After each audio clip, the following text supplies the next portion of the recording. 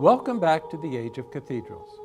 In our last time together, we outlined some of the innovations associated with Gothic cathedrals and began to explore the elaborate sculptural program on the outer walls of Notre-Dame in Paris, beginning with the tympanum frieze and the jamb statues on the south entrance of the west facade, the portal of St. Anne, which depicts the events surrounding the marriage of Mary's mother, St. Anne, Mary's marriage, and the birth of Jesus. We moved to the north portal, known as the Portal of the Virgin, and followed the story of Mary's death and ascension to heaven. The centerpiece of the west facade of Notre-Dame is the central tympanum, the portal of the Last Judgment, depicting Christ of the Second Coming and the end of human time. The door jambs depict on the left Saints Peter, John, Andrew, James the Less, Simeon, Bartholomew, and on the right, Saints Paul, James the Major, Thomas, Philip, Jude, and Matthew. The trumeau, which you will remember was removed in the 18th century but was restored by Viollet-le-Duc in the 19th, depicts Christ alive and on earth. In making sense of Gothic cathedrals, our eyes often move from the lower parts, which depict Christ's earthly life as a preacher, the Word of God, upward toward his return at the end of time and role in the Last Judgment. On the bottom lintel, we see souls rising from the dead, fully clothed. These are people of all social classes and even diverse races, as there is plausible evidence of a black among them on the upper left next to the trumpeting angel. On the upper lintel, we see to our right, but to Christ's left, the damned are being led away to eternal damnation.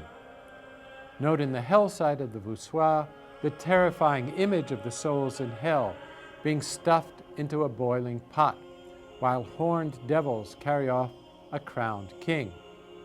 Note too the image of lasciviousness and lust in the form of a naked woman with simian facial characteristics and a chain around her neck, sitting on top of a bishop, still wearing his mitre hat, and a king with his crown. To our left, but Christ's right, the saved are being shepherded to heaven. Between the saved and the damned, we see the archangel Michael with the scales of justice, which another horned devil with a devilish grin is trying to tip with what looks like a crowbar, while the soul in the other basket of the scales holds her hands in prayer. In the tympanum sits Christ in majesty, the stigmata showing on his hands, and surrounded by angels bearing the instruments of the Passion. The left angel holds 3 nails in one hand and the lance in the other. The right angel supports the cross. The kneeling figures have been identified as the Virgin and St. John. All around the archivolts, again, we find patriarchs, elders of the Apocalypse, and Old Testament figures. Note in the lower right of this detail the image of the figure of Moses, who can be identified by the tablets of the law in his right hand, the rod with which he smote the rock in his left hand, and horns coming out of his head. The emblem of Moses is horns, due to St. Jerome's mistranslation of the Hebrew word keren, which can mean either radiated light or grew horns. The central entrance to the central cathedral in the central city of the center of Europe in the 13th century embodies a great theological rendering of justice, the separation of the good and bad, the saved and the damned. Yet it is also surrounded by biblical history and by allegory from the pagan past. Zodiac signs, which are of Persian origin, and scenes of rural life from classical tradition, the tradition of works and days, such as we find in the classical author Hesiod. On either side of the door jambs, as at Saint-Denis, we find the parable of the wise and foolish virgins. Below the standing jamb sculptures, figures of virtue and vice, virtue above, vice below, from the ancient world.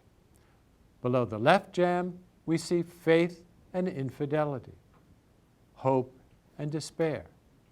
charity and avarice, purity and injustice, prudence and folly, humility and pride. And below the right gem, we see fortitude and cowardice, temperance and wrath, kindness and cruelty, peace and discord, obedience and disobedience, perseverance and inconstancy. These emblems are less theological and fall more into the realm of internalized moral qualities.